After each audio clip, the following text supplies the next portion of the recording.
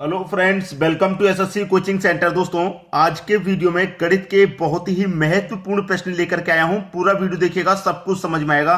तो चलिए स्टार्ट करते हैं। पहला प्रश्न है, किसी वस्तु के विक्रय मूल्य तथा क्रय मूल्य का अंतर 210 रुपए है। पहले विक्रय मूल्य दिया गया तो विक्रय मूल्य लिख लीजिए, मतलब सेलिंग प्राइस, ठीक है। फिर कॉस्ट प्राइस, क्रय मूल्य का मतलब कॉस्ट प्राइस का अंतर अंतर है आपका 210 रुपए। यही तो कह रहा है प्रश्न में, 210 रुपए है। अब सीधा सीधा प्रश्न में आपको क्या दिखाई दे रहा है कि सेलिंग प्राइस में से माइनस हो रहा है कॉस्ट प्राइस, ठीक है। सेलिंग प्राइस में से माइनस हो रहा है कॉस्ट प्राइस, आ रहा है 210। तो ये जो 210 आ रहा है, ये क्या आ रहा है, हमारा प्रॉफिट ही तो आ रहा है। जैसे कि सेलिंग प्राइस, मान लीजिए एक एग्जांपल के तौर पे मैं समझाऊंगा, सेलिंग प्राइस मेरा 100 रुपया है, सेलिंग प्राइस 100 रुपया है, और कॉस्ट प्राइस मेरा 80 रुपया है। तो 100 में से मैं 80 घटा दूंगा तो मेरे पास 20 आ रहा है। 100 रुपये सेलिंग प्राइस, 100 रुपये में बेच रहा हूं 80 रुपए की चीज को, तो फायदा 20 का हो रहा है। ऐसे ही फायदा हमें कितने का हो रहा है, 210 का लाभ हो रहा है यहाँ पे, ठीक है। लाभ कितने का हो रहा है, 210 का, जो बच रहा है वो लाभ। अब हमसे एक बात कह रहा है, यदि लाभ प्रतिशत 25 हो, लाभ प्रतिशत कितना हो, 25 हो, तो वस्तु का विक्रय मूल्य है। लाभ प्रतिशत 25 हो, लाभ प्रतिशत 25 हो, प्रतिशत में तो 25 का लाभ है, और रुपए में कितने का लाभ है भाई, 210 रुपए का लाभ है, ठीक है, 210 का लाभ।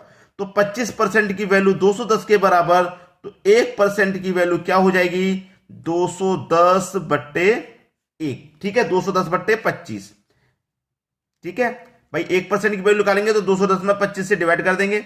और हमें क्या पूछा गया है कि विक्रय मूल्य क्या है। भाई देखिए, विक्रय मूल्य क्या है, क्रय मूल्य अपने आप में 100% हो रहा है, और 25% का उस पर लाभ है, तो विक्रय मूल्य कितना हो गया, 125% हो गया।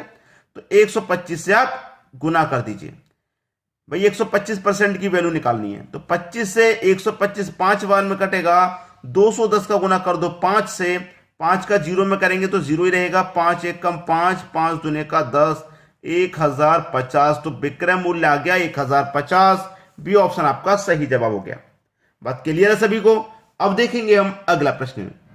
अगला प्रश्न है, निम्न में से कौन सी संख्या 5 की पावर 71, 5 की पावर 72, 5 की पावर 73 को पूर्णतः विभाजित कर सकती है। पूर्णतः इन संख्या को पूरी तरह से विभाजित करेगी, वो कौन सी संख्या होगी इन ऑप्शन में से। आपके पास प्रश्न है 5 की पावर 71, 5 की पावर 72, 5 की पावर 73। तो आप क्या देखेंगे, 5 की पावर 71, 5 की पावर 71, 5 की पावर 71। तो 5 की पावर 71 यहां भी है, यहां पे भी, यहां पे भी। तो 5 की पावर 71 आपकी कॉमन आ जाएगी बाहर निकल के, ठीक है, आ चुकी।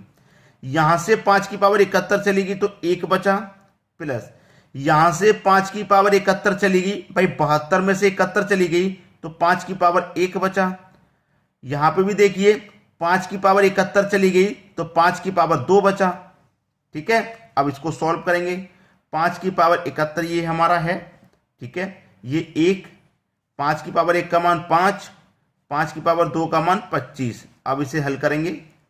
5 की पावर 71 ये हमारा है, 1 और 5 6, 6 और 5 25, कितना हो गया, 6 और 5 31। अब देखिए, इसे 31 को जो संख्या पूरा पूरा काट देगी वही आपका आंसर हो जाएगा, ठीक है। अब देखिए, ये जो 31 है ये ऑप्शन में से किसको काट रही है पूरा पूरा, कौन सा ऑप्शन ऐसा है जो इस 31 से पूरा पूरा कट जाएगा, जो इस 31 से जो ऑप्शन पूरा पूरा कट जाएगा वही तो आपका आंसर होगा। तो 31 से 5 बार में 155 कटेगा, ये आपका आंसर हो गया, ठीक है। बहुत सारे बच्चे कंफ्यूजन में रहते हैं, तो मैं आपका कंफ्यूजन एक क्लियर कर देता हूं यहीं पे, खत्म, ठीक है, अभी खत्म हो जाएगा। ये मेरा 5 की पावर 71 है, मैं क्या करूं, इस 5 की पावर 71 में से एक पावर इसको दे देता हूं, तो 5 की पावर 70 बचेगा, 5 की पावर 70 बचेगा। मैं एक 5 को अलग कर दिया भाई, 5 की पावर 71 था, मैंने इसमें से एक 5 को अलग कर दिया तो 5 की पावर 70 बचा। एक को पावर मैंने अलग कर दी, ये लिख दिया अलग करके, और गुने कितना है मेरा, 31 है, ठीक है। अब देखिए, 31 का गुना मैं 5 से कर दूंगा तो कितना हो जाएगा, 31 बच्चे 155 हो जाएगा। अब 155 से 155 कटेगा, बिल्कुल कटेगा, अभी भी 155 आंसर आ रहा है। तो इस तरीके से अगर समझ में ना आया हो तो आप ऐसा करें कि यहां से जो एक पावर अलग कर लें और उनका गुना करके कटा के देख लें। तो सभी को प्रश्न क्लियर हो गया। अब देखेंगे अगला प्रश्न। अगला प्रश्न है 4 वर्षों के अंतराल में 4 बच्चों की आयु का योग 48 है, तो सबसे छोटे बच्चे की आयु ज्ञात कीजिए। देखिए 4 वर्षों के अंतराल से 4 बच्चों की आयु का योग 48 है, 4-4 वर्ष का अंतर है। पहले बच्चे की आयु x हो गई, फिर दूसरे जो बच्चे की आयु होगी उसमें 4 वर्ष का अंतर होगा, तो दूसरे की क्या हो जाएगी x + 4। भाई पहले बच्चे की आयु x है तो दूसरे की x + 4। अब इससे ये x जो 4 है ये 4 वर्ष बड़ा हो गया, मैंने इसमें 4 जोड़ दिया। फिर जो तीसरा बच्चा होगा वो भी 4 वर्ष के अंतराल से होगा, तो उसकी कितनी हो जाएगी x + 8। जो चौथा बच्चा होगा वह इसकी कितनी हो जाएगी x + 12, और इनका योग कितना है सबका 48 है। भाई 4 वर्षों के अंतराल में 4 बच्चों की आयु का योग 48 है, तो मैंने सबकी आयु को 4 वर्ष के अंतराल से कर लिया। पहले की x, दूसरे की x + 4, x + 8, x + 12, 4-4 वर्ष का अंतर है सभी में। अब जोड़ लीजिए 1 2 3 4, x कितने हैं भैया 4x + 4 और 8 12, 12 और 12 24, बराबर कितने के हैं 48 के। अब देखिए 4x = 48, ये प्लस का 24 बराबर के अंदर जाएगा तो माइनस का 24। 4x = 48 में से 24 जाएगा, बचेगा 24। ठीक है, अब 4 से 24 कट जाएगा 6 बार में, तो x का मान कितना आ गया भाई 6 आ गया। हमसे क्या पूछा है कि सबसे छोटे बच्चे की आयु ज्ञात करनी है, तो सबसे छोटे बच्चे की आयु x ही रखी थी हमने। दूसरे नंबर का बच्चा 4 साल बड़ा था, तीसरे नंबर का 4 साल फिर बड़ा था, चौथे नंबर का तो इससे भी बड़ा था 4 साल, तो ये सबसे बड़ा हो गया ना। सबसे छोटा तो x है और x का मान निकल के कितना आ गया 6 आ गया, तो 6 वर्ष आपका सही जवाब। अगर सबसे छोटे की ना पूछी जाए, मान लीजिए सबसे बड़े की पूछी जाएगी, तो x का मान कितना है 6, तो x में 12 जोड़ देंगे, तो 6 में 12 जोड़ देंगे तो 18। सबसे बड़े बच्चे की आयु कितनी हो जाएगी फिर 18 हो जाएगी। क्लियर सभी को। अब देखेंगे अगला प्रश्न।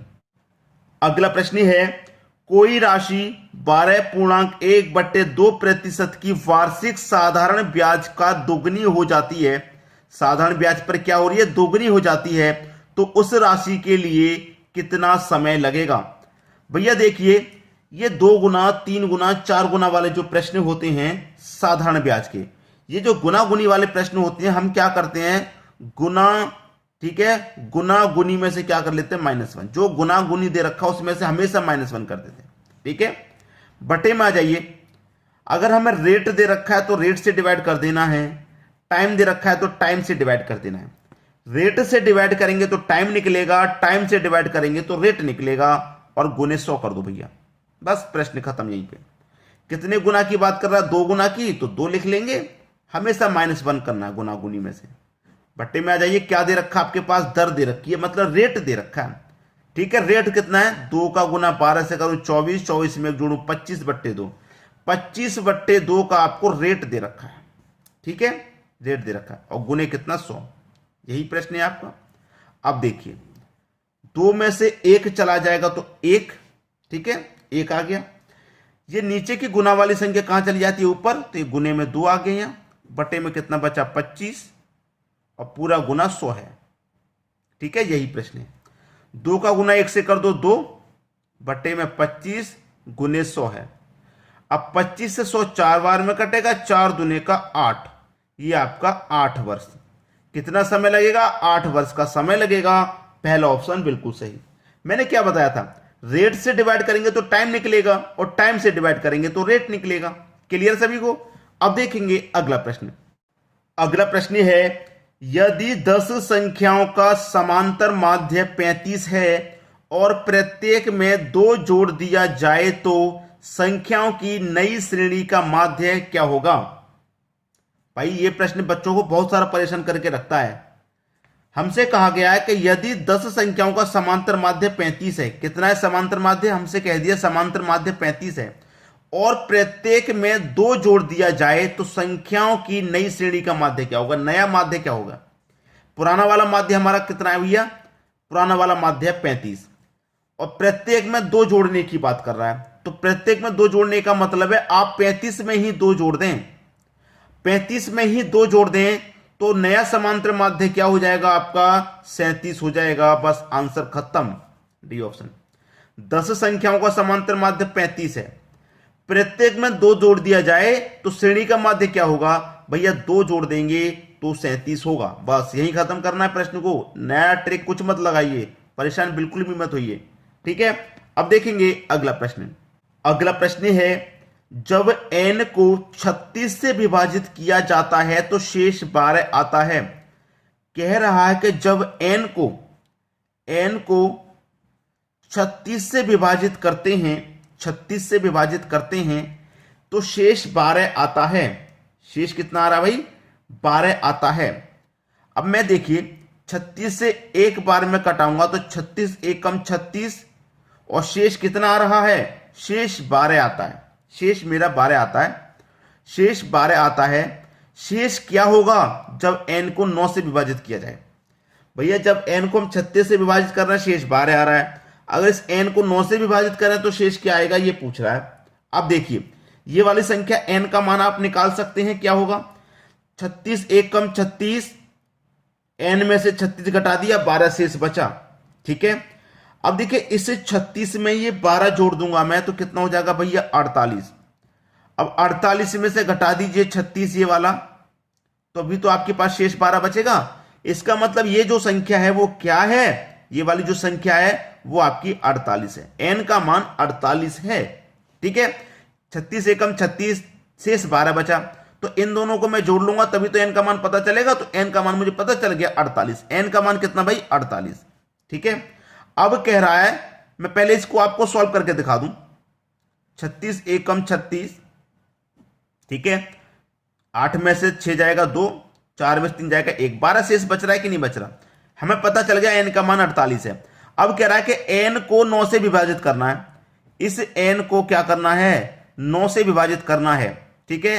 तो शेष क्या आएगा? विभाजित किया जाए, ठीक है। अब देखिए n का मान मेरा कितना है? n का मान 48 है। 9 से विभाजित करना है, कर दो भाई। 9 पच्चे 45, 48 में से 45 घटा दो 3, शेष कितना बचेगा भाई? शेष बचेगा आपका 3। पहला ऑप्शन बिल्कुल सही हो जाएगा। इस तरीके के प्रश्न में कोई कंफ्यूजन नहीं होता है, आप आसानी से कर पाएंगे, ठीक है दोस्तों। वीडियो देखने के लिए आपका बहुत बहुत धन्यवाद।